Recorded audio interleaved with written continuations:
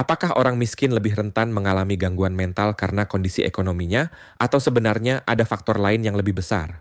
Pertanyaan ini sering memicu perdebatan, karena di satu sisi kemiskinan jelas menekan hidup seseorang, sementara di sisi lain, gangguan mental adalah kondisi multifaktorial. Penelitian dalam bidang psikiatri sosial menunjukkan bahwa hubungan antara kemiskinan dan gangguan mental bukan hanya korelasi biasa, melainkan melibatkan mekanisme biologis, psikologis, dan sosial yang saling memperkuat. Mari kita ulas tuntas satu persatu. 1. Kemiskinan sebagai stresor kronis.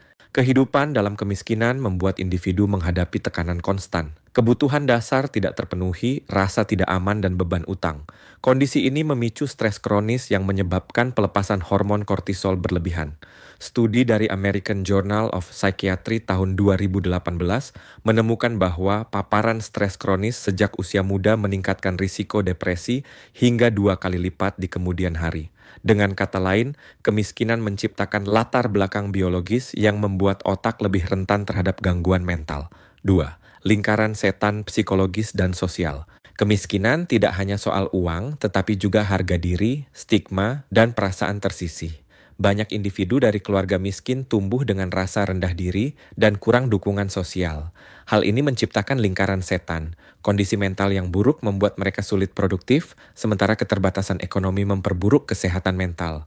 Studi WHO tahun 2019 menegaskan bahwa depresi lebih banyak ditemukan pada kelompok berpendapatan rendah dibandingkan kelompok berpendapatan tinggi terlepas dari faktor genetik. 3. Pendidikan dan akses kesehatan yang terbatas. Kemiskinan berdampak pada terbatasnya akses ke pendidikan, nutrisi, dan layanan kesehatan.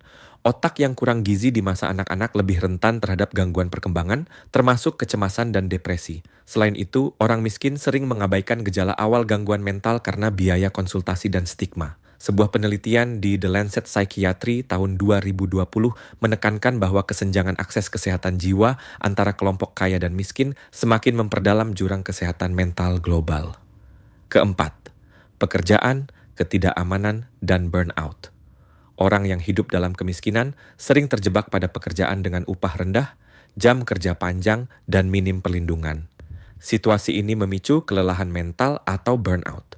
Penelitian dari European Journal of Public Health tahun 2017 menunjukkan bahwa pekerja berpenghasilan rendah lebih rentan mengalami depresi akibat kurangnya kontrol atas pekerjaan mereka. Tidak adanya jaring pengaman sosial memperparah dampak psikologis ini. Kelima, kekerasan, lingkungan, dan trauma sosial. Kemiskinan sering berkaitan dengan lingkungan berisiko tinggi, misalnya kawasan padat penduduk dengan tingkat kriminalitas tinggi. Anak-anak yang tumbuh dalam kondisi ini lebih sering menyaksikan atau mengalami kekerasan yang bisa menimbulkan trauma kompleks. Studi longitudinal dari Journal of Child Psychology and Psychiatry tahun 2019 menemukan bahwa paparan kekerasan di masa kecil pada lingkungan miskin meningkatkan risiko PTSD dan depresi di usia dewasa hingga 3 kali lipat. 6. Aspek biologis, epigenetik dan otak. Kemiskinan bahkan bisa meninggalkan jejak biologis melalui mekanisme epigenetik.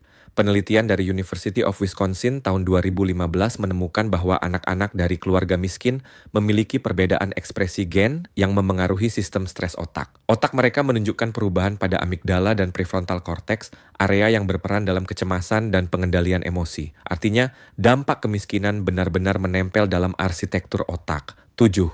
Hubungan dengan penyalahgunaan zat. Ketika akses terhadap layanan kesehatan mental terbatas, banyak orang miskin beralih ke alkohol atau narkoba sebagai pelarian.